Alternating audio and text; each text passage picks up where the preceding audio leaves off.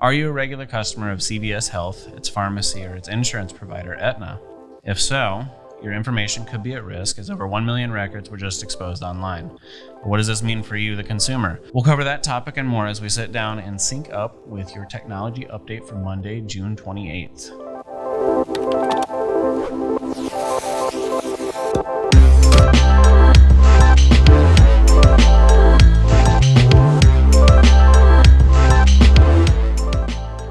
Hello everyone, my name is Garen Hansen, Rocket IT's Service Coordinator, and welcome to the second installment of Sync Up, your new home for trending technology news. This week we're taking a look at a massive data breach that recently hit CVS Health.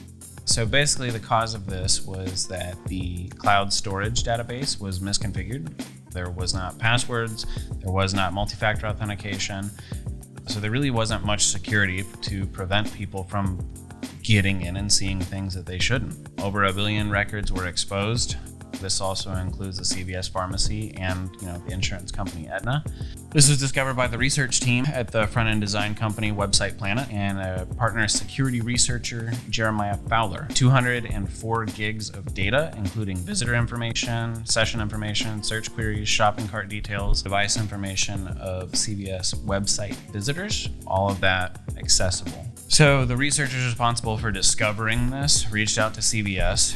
CVS officials confirmed that the data was theirs and that data was managed by an external vendor. In a report published by Jeremiah Fowler, CVS's communication team responded to the researchers by saying, "Thank you again for contacting us about this. We are able to reach out to our vendor and they took immediate action to remove the database. Protecting the private information of our customers and our company is a high priority. And it is important to note that the database did not contain any personal information of our customers, members, or patients." So this is in fact kind of contradictory.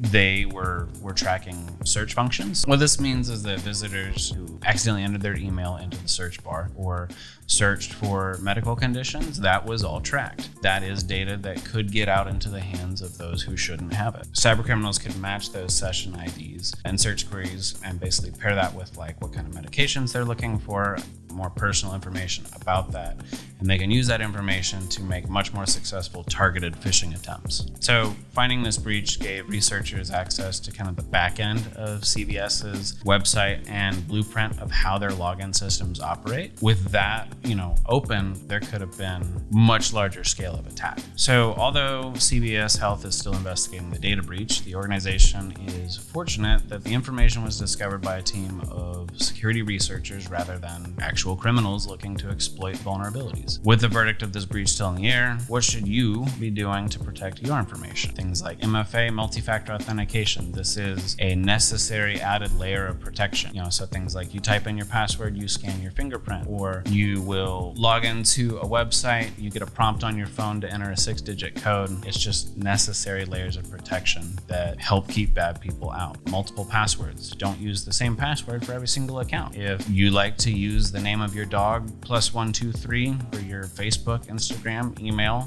the whole 9 yards, you get one password compromised, everything's compromised. Remaining vigilant on current phishing scams. Some of the common ones right now are, have you seen my dog? This is what he looks like. Click that link and it takes you to a bad file that drops a virus on your computer. So there's even phishing emails going on exploiting the COVID pandemic. So you've got spoofed emails that are sending out stuff to look like from the HR department saying, hey, these are the new dress code stipulations we have. Click this link to see the full dress code. And if you're not careful with those things and vigilant about those things, you can do a lot of damage by just clicking the wrong link without knowing. So to make sure that you're staying in the loop with all things technology and security, make sure to check back in next week with another episode of Sync Up with Rocket IT.